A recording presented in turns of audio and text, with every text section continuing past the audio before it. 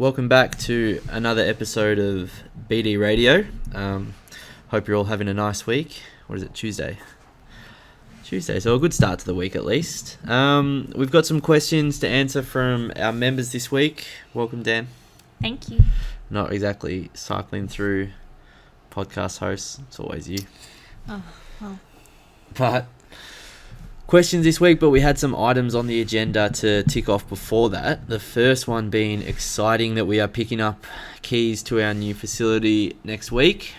Very exciting. End of this week, not next week, and we can commence the fit out. So should have some more concrete news on when it is that we might be able to move in hopefully soon. Come on, Darabin Council. Going on them. But the fit out all begins. We're looking forward to keeping you guys up to date with what's happening and show you guys the progress, I guess. So yeah, that'll be exciting. If you've got any ideas, guys, throw them our way. Yes, tag us in your Pinterest posts or whatever the Pinterest boards with the nice gyms and all that. The other thing that happened this week, and a world first, Danielle said, I wonder what you were going to say. Yeah, no, I said. She said that she's actually going to make an effort to lose weight. Now, why is this significant? Because she's never said that before. Something that you haven't actively tried to achieve. And I think it's good for people to know this. And I think it's good for us to talk about it, because it's one thing to know how to do it. And, obviously you've got a great handle on the changes that you need to make. So it's, there's no fluke to the results that you are going to achieve. But it's still good to kind of share your own experiences and the challenges or the things that you're finding hard or the things that you're finding easy. Can I just mention to everyone that we did not discuss talking about this on our podcast today? Because it wouldn't have hit the air, but we are rolling. Wow. So it doesn't matter. Wow. Can't delete it now. So if you never hear this, we deleted it. So talk me through it. What prompted you to make the decision? I am the heaviest I've ever been as an adult, and I'm just not overly comfortable. It's not like the number that makes me uncomfortable. It's not, I just don't feel like myself since having Harry. I just feel like I'm very relaxed. Who's now, what's he now, 3.5 months? Yeah, Harry's 3.5 months. Yeah. And it's not like, I want to lose 5 kilos. It's not like that at all. It's just me wanting to feel like me. And also I feel like when you're a mum, after you have a baby, there's so much that you do that isn't for yourself. So you're constantly feeding and, things like that. And I feel like that's food is one thing that I'm very much in control of. And that's something that makes me feel better. So for those of you that don't know me, I used to be quite rigid. I had no problem saying no, to anything being passed around a table. I was very... Just to give you an example on rigid, you were hardcore paleo for how long? Strict for about 2 years, I'd say. 2 years, so a paleo is, meat, vegetables, fish, fruit, all natural with no starches, grains at all. Sugar, we have artificial... limited starches, but no wheat, definitely no gluten. Yes. So you never had dairy. any bread, never had any, cheese, milk, any of that stuff? No oats. Oats is probably the thing I missed most. Yeah. But yeah, so, and me now, I still eat very well, I'd say, but I don't say no as often. Bless you. What do you say if someone coughs? It's good radio. Not bless you. But yeah, so and I was actually surprised to hear you say, I knew you would probably make a little bit more of an effort just eventually, but I didn't expect to hear it this soon. So I guess from my perspective, I was just like, oh, okay. And I think it's probably coincided with you being able to train a little bit more. So that sort of aspect of your lifestyle's ramped up. You know, you trained, what, 4 times last week or 5 times? Yeah, 5 times last week, you know, off very limited, you know, like you hadn't done much before that. So, well, as in, you know, like lifting weights, I mean, you've done a lot of stuff like, you know, core work and all that kind of stuff at home. But I mean, like, at the intensity. Yeah, so I'd been doing a consistent 3 to 4 sessions. Yeah. Since Harry's been 3 to 5. Yeah. 6 weeks old. Yeah. But it hasn't been. It definitely wasn't as focused. Yeah. Yeah, not much resistance. It was just not as movement much volume focused. either. Yeah. So you've ramped it up there, and I think it's sort of almost triggered a response in other areas, I guess. So yeah. And just like we say to our nutrition guys, like it's not necessarily what I'm doing in the gym. It's the mindset that puts me in for the decisions I make outside the gym. Yeah. I was saying to someone the other day, like, for the goal of pure weight loss, the gym almost acts as like a charger for motivation. Yeah. Your motivation's a sort of battery. Like, if you spend a couple of days out and then you come back in, charge back up, and all of a sudden you're all positive and more likely to do the positive actions outside the gym that you need to do. That, you know, like, training's important, but it's probably more important for keeping you consistent outside the gym if that is the goal. Yes. You know, so I think that's obviously helped. So, beyond that, like, what changes have you made this week? I've pretty much removed all processed carbs. Carbs. So yeah. like, so what's kind of something that I've been having since we've had Harry's, like sourdough, let's say. Oh yeah. Like stuff. Some good quality bread. So I'd normally have maybe 1 slice of toast in the morning with my eggs. Mm-hmm. I've swapped that piece of toast with a banana, with a piece of fruit instead. Okay, so I'm still having my eggs, but I'm replacing the toast with a banana. Things like pasta, I'm going a wheat-free option. So whether that be rice or like a legume-based pasta. So that sort of stuff, I guess, is just kind of improving the quality of your nutrition in regarding like nutrients and micronutrients and all that sort of stuff. But what have you done to kind of help initiate a little bit of a calorie deficit to kind of kickstart the results a little bit? So I'm actually noting down what I'm eating for the first time in a very long time. I haven't done that. Food diary. So I am doing my own little food diary, keeping myself accountable. And when I do that, I'm not like snacking on, like, so for example, if Mia was eating something, nuts like or that would, crackers that I would eat, like not something things. that's unhealthy. But like I'd finish it off if she didn't finish her breakfast. Her toast, yeah. Her fruit bun. Yeah, so removing all those little bits and pieces that I know I don't need.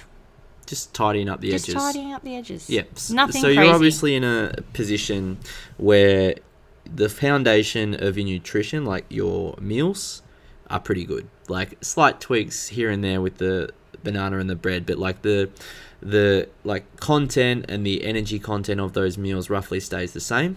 Yes. And you're focusing on just the weeds around the edges, you know, so like a couple of corn chips here or a little bit of dip there or a little bit of this or a little bit of that, either side of tea, like some nuts or some, you know, what else do you have after tea? Little panna stick. Nuts, occasionally.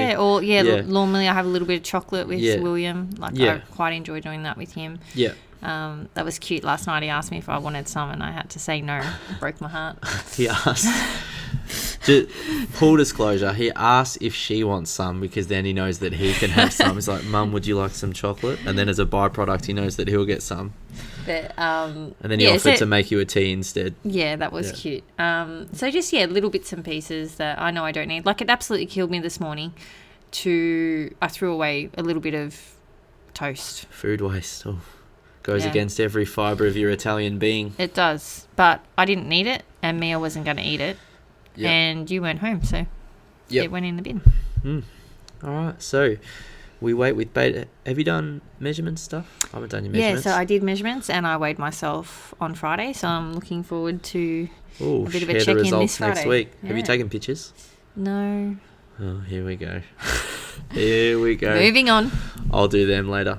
But yeah, so I think it's probably good for people to hear how it goes, because it's important for us to be like, I think sometimes people think that we don't have the same struggles that they do. Yeah, I agree. It's like we absolutely do, like saying no to stuff that we enjoy. I just think the only difference is we've worked through the challenges of how to get around it, and we're kind of armed with the tools that we need to negate it, which now is basically what we do in our nutrition program is, educate people on what they need to do and how to do it. Yep. Anyway, interesting stuff. Look forward to following that. Moving on to our questions. I was happy with one of them in particular. That was a ripper. So, Talini. Hi, Talini, if you're listening. I hope you are, because we're going to answer your question. Suggestions on what to do in the days I'm not working out in the gym so that I don't lose the momentum throughout the week. Oh, great one. Terrific question. So, you first or me? You go. Me? Yep. Okay, so most people that train at our gym are on our membership option that entitles them to train 3 times per week. Yep. What would you say is ideal for somebody in terms of like movement? Yep. For like the average person who just wants to be fit and healthy. As in, like, how does their lifestyle look activity-wise? Yeah. They train 3 to 4 times a week and they hit 10,000 steps a day. Okay. Is that it? I'm similar. I'd say my basic rule is you want to move more than not. So we've got 7 days in a week. I'd say 4. And anything above that is a bonus. As in targeted sessions? Yeah, so they automatically get 3 here, which they don't need to think about. It's taken care of. We do the programming. They come in, they have a great time, and they leave. So you think it's ideal to add in like a run or something like that? So, yeah, if they could do one other thing every single week consistently. And that other thing, just to round that out, because I know where you're going with this, like that can be specific to their own goal or their own challenges. So, for example, it doesn't have to be a run. We have a client at the moment who's a perfect example of this, who's started a stretching program. Yep. Because he's extremely tight. So that's another, like he trains here and then he stretches at home. Perfect. Perfect. That does count as a targeted session. Absolutely. A lot of our mums, like whether it be a Pilates session. Yeah, 100%. Consistently. And that does keep you in a good mindset. So over a 7-day period, you're moving more often than not. That's going to keep you in a pretty good place to make good decisions elsewhere. So I think the key with this question, and you touched on it right at the end, is mindset. So it's like there's what's perfect and then there's what's practical. So ideally, if I had 3 sessions, I'd be trying to space those out over the week as best I could. So whether it's Monday, Wednesday, Friday, Monday, Thursday, Saturday, what I would try and avoid, and this isn't the reality for everyone, like everyone has a different schedule, and at the end of the day, you just need to do what will work best for you. So I would try and avoid training Monday, Tuesday, Wednesday, and then having to wait until Monday before my sessions roll over again. But if that's you, it's like, okay, well, that's my reality, and if that's the reality, then that's as good as it's going to be, and that is like what it will be, and that's fine. But you need to be doing, as you said, some like other actions on the other day to keep you in that positive mindset. So if the gym is the only activity that you're doing, if you go 2 days with, like off and you're doing nothing and you're working at a desk and you're not getting many steps, and it's sort of like the gym's the only positive, you are going to struggle with the headspace and the mindset. But if you can, and it doesn't even have to be activity, it can be like a little cue that like triggers these other little behaviors. So you might, on the days you don't train, you walk the dog before work. Just something to kind of put you in that space of I'm up and I'm moving. Or you might wake up 20 minutes earlier and do some stretching. Or you might just do something that is like you're going out of your way to do a positive action. You might wake up a bit earlier and cook a healthier breakfast. It doesn't have to be active. It's something that's going to put you in a good positive mind frame, which then makes it more likely to do like positive actions. Yeah.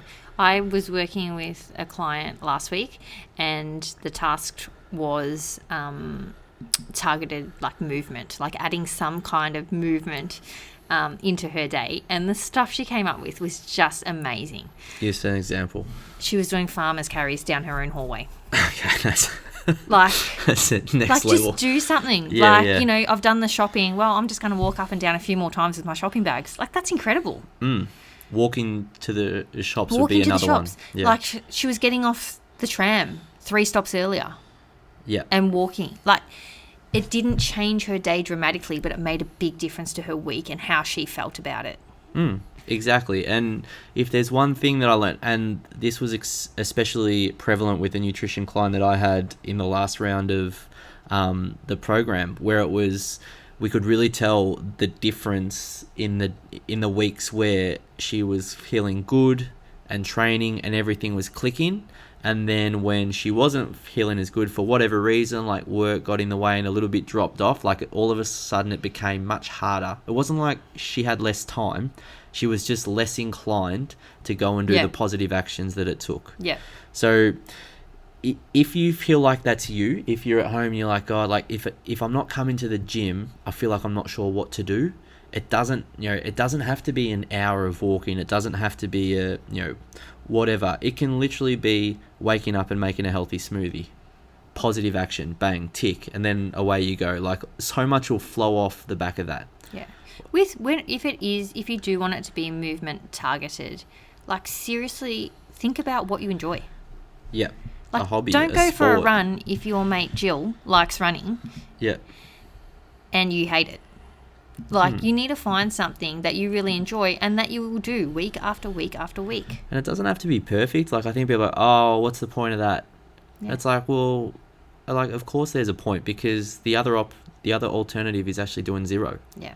So even if it's not good. 10 out of 10, if it's 1 out of 10, well, it's still better than 0 out of 10. Yeah. If you want a bit of an arm pump, like, do some push-ups. Yeah, like a bit of an arm pump. Cheapers. Like something. Yeah, it might be bouncing on the trampoline, or, like, it can be anything. Get out there with your kids. Yeah, it can be anything. So, but it's, it's often not what you do, it's how you feel about it.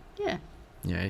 So hopefully that answers your question, Talini, but that's what I'd be looking for, is opportunities to do positive actions that will, like, further your results mentally, physically, all of the above. Yep. And if you want to chat about it further, you know where we are. We can, at your next session, we can talk about it. One from Instagram: drinking more water in cold weather. I am struggling. Oh, we get this one a Join lot. the club. Yeah, we get this one a lot. I think we've mentioned it multiple times, but warm water is what works best for us. So we tend to drink stacks of it. Yeah, a lot of it. Well, it does help that it's freezing cold in here, so we're trying to heat up. Blue, so I'm trying to scull and boiling water to keep my insides from freezing. I found a great advertisement for the space. Come train with us. Freeze you. Yeah. Yeah. I was about to say something. Yeah. I've found sparkling water works for a lot of my nutrition clients. So they're like, does that count as water? I'm like, yeah. Yeah, especially for people who love soft drink and they just want to change it up a little bit. bit. Yeah, exactly. Add in some soda water or some sparkling water. That's absolutely fine. Tea is fine. Herbal teas. If you want to add in, like, flavour to your water, like a slice of lemon, slice of lime. Yeah. Like, really think, again, it comes down to what you like as an individual. Don't do what your mate Jill's doing. So the hot water is my favourite. Yeah. But I also know that I struggle with it on the weekend, because when I'm at work and I want that, like, something warm, then it's always on my mind, and I was like, I can't be having this much coffee every day. So I had to swap to hot water. But when I'm at home, I struggle with that. So you do. We asked each other the question a couple of weeks ago, I think, maybe even a month ago. What is the first thing? Oh yeah. If I was if we were coaching one another, coaching me, what would you tell me to change? And you said hydration on the weekend. Yeah. Did you say the weekend or just in general? Yeah. What did I say? I can't even remember. Probably everything. No, it might have been snacking or something like that. What was it? I can't remember. It wasn't. I don't know. I don't think it was that. Nutrition coaches can't change personality anyway, so. Oh wow. It's hard to change perfection. But it's super common. It's also, like, reality is you need a little bit less water in winter anyway, because you're not quite sweating as much. Like, you still need enough, but you don't need to be guzzling it like in summer after training and you're hot non-stop. And all that sort of stuff. You just need to be hitting a baseline. Yeah. Use your wee as a bit of a guideline. The clearer the better. If it's looking a little bit orange cordial, time to up the water. If it's looking a bit lemon cordial, maybe a little bit more water. If it's looking clear, you are apples. Keep it going. I was going to give some clearer guidelines than that, but I do like the wee one. Yeah, that's tell good. them the But a basic rule the kgs is and liters. 1 litre per 25 kilos of body weight. That's a pretty good guide. As a starting point. Plus a litre for every hour of exercise. So for me, just to break it, what am I, 85 kgs? So that would be 3 litres to get me to 75, and then I train 5 days out of 7, so 4 litres most days. And like, I know that I don't hit that, like that's a lot, but as close as I can get to that would be the best. But as always, and also, guys, if you know that, like, so for example, you've just calculated, and you're like, God, I'm you're like, oh my off. gosh, I should be drinking 3 litres. I drink 1 litre a day. Please don't try and drink 3 litres the next day. Unless you enjoy weeing all the time. Like, you just need to build it up gradually. So just slowly. Yeah, just adding, a little bit extra each day, and then your body will 500 adapt. mils a week. Yeah, just take it slowly. One from this morning, a good discussion in the 6 a.m. The intermittent fasting. Oh. So, girls, no. Intermittent fasting is the practice of like time restricted eating. So, most people would have a rough idea of what it is, and most people would associate it with like, oh, you skip breakfast. That's the most common meal that people miss. It's basically you give yourself a time. Out of a 24-hour day, I might have a 12 and 12 window. So from 7 a.m. till 7 p.m. I can eat, and then I won't eat again, after 7 p.m. until 7 a.m., which we sort of basically do anyway because we go to bed and we eat our dinner early. But that's basically what it is. Yeah. Actually, what's the idea behind it though? So like, tell everyone. So it's like giving your body a chance to kind of reset, give it a break, the from digestive system. Yeah. So many of us, and we hear this with our nutrition guys all the time, is like compulsive snackers, and we notice that when we stop snacking as much, and even though yes, there's a slight reduction in calories, but how many people look less bloated and like just so one of the big pros of intermittent fasting, or just eating a little bit less often, is reducing inflammation, fluid retention, all sorts of stuff like that. So you might notice that initially. What else does it do? I guess it's like, it has been proven, so like always do your own research, guys. Yep. But it has been proven to be a lot more successful for males rather than females. And that's just due to the hormonal stuff for the girls. There's a lot more things to consider. More volatile environment, more stuff can go wrong, I guess. I guess the most common practice for intermittent fasting is people using it to lose weight. Not many people who are in good physical shape and happy with where they are tend to be like, I'm now going to skip breakfast. So I guess it can give people some parameters around that. And I know a lot of people who we speak to are like, just tell me what to do, or they really love like a black and white option, and that's why it's very clear. Nutrition, or fad diets can be appealing, is because if you're keto, it's just like, well, I don't eat carbs, and it's easy, and it's like, I may not necessarily understand why, but I just don't do it. Basically, intermittent fasting for weight loss is just a fancy way of eating less. It's not magical in the way of it helps you burn more or anything like that. At the end of the week, as we know, a total reduction in calories is what you need, and how you achieve that is totally up to the individual. So even this morning in the 6 a.m. we had a couple of polar opposites. So one client said that they would take in easily more than half of their daily intake before lunchtime, and the other client said that she doesn't eat until lunchtime. Neither are necessarily right or wrong. It's totally up to them what works for them. Yeah, what makes you feel good?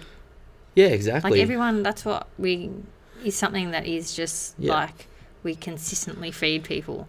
Like, how do you feel? Yeah, exactly. Like if you you feel haven't rubbish, tried it in the past, have you? it's probably not something that you should continue doing. No, but that's with everything as well. Oh, here comes old mate from next door with chips. Oh So my goodness. we're doing a pod. Yeah, he's offering us hot chips. We are doing it healthy. We're trying to tell our members like how to be healthy, and you come over here with your souvlaki's and your chips. It is true. I am here with chips for the kids, All Seasons Wax Co. but for some reason, Ben eats them instead. I do actually. It's protecting the kids. Oh, okay. Do you want any? No, thank you. See, All right, we're back. Working on saying no. I can't even remember what I was saying now. I was distracted. The fasting. So no, I haven't done it. You Oh, have. yeah. So You I have. So Yeah. in typical Ben fashion, I was like, fasting, huh? What's the most extreme way you can do this? So I did 20 hours fasting window and 4 hours of eating window once. And it was terrible. And, they were like, oh, you feel great, mental clarity, all this stuff. I did it for about a month, felt woeful, went back. I was like, that's not for me. Now, granted, I was a younger man, a little bit hot-headed, and I went in way too strong. I probably should have done something a little bit more gradual, but I guess all I can speak of is the experience I had. I'm not good without food. No, you're a bloody nightmare without food. Yeah. So please never do it. Oh, But it's not for us. I've never recommended it to anyone. I just think that there's more practical ways to go about it. But as we said, if you do the research, if you feel like it would suit your lifestyle well, then absolutely give it a crack and see how you feel. But if you feel rotten, then don't continue with it. There are so many different ways for you to achieve a goal, and it's important that you feel comfortable and confident in the plan And also that rather than you just following it blindly because some fella on Instagram said it works. exactly. And one thing that is really I hold really strongly to is, are you well? Yep. Like if you're finding you are constantly sick and like Yep. catching every bug, every cold, Not sleeping well, not sleeping well, not it's- recovering from training. exactly, it's probably not great for you. Yeah. As a general rule, we should be feeling pretty good. Yeah. We should Sure, be. we get Yeah. sick occasionally, but Yeah. nothing like you shouldn't be chronically sick. No. And people who are should maybe change something. Yeah. We all know that one person. So I think I've summarised it all right. Yep. Just see for yourself. Try it out if you want to. All good. I think that's all the questions for today. Excellent. We touched on the negatives. We haven't given too many benefits. Of Fasting. Do we need a couple more? no, we only said about giving your digestive system a break. Yeah, that one too. But so I mean, most people's health will improve from a reduction of calories anyway. Like Yep. just all the blood markers and blood sugar levels, blood lipids as well. So fats in the bloods, like that's all stuff that you can see from a reduction in calories, not just necessarily from fasting. Yeah, and also be careful if you do have any type of condition that does affect like your blood sugars and that kind of thing. Like just be really Yep. careful. Yep. Before deciding to try something like this. Yeah. Yeah. It wouldn't be my first step, but I understand when people enjoy it just because it is fairly easy to understand. It's clear cut. Yeah, it's clear cut. I Yeah. just won't eat until lunchtime, Yeah. or I will eat a bit earlier. And it doesn't really help when I was reading an article on Hugh Jackman. Shout out to Hugh if you're listening. Looking fantastic for your age, Hugh. Yeah, I know. And it was about what he used to do to get fit for Wolverine. Oh, This bit killed me because I was like, well, I think we're educated enough in this space to know what's actually happening. He's like, when I was training for Wolverine, I called my good friend Dwayne Johnson The Rock. And I'm like, the Rock is like maybe the most steroided man in Hollywood. He's enormous and definitely not natural, which is a story for another time, an old client who thought he was natural.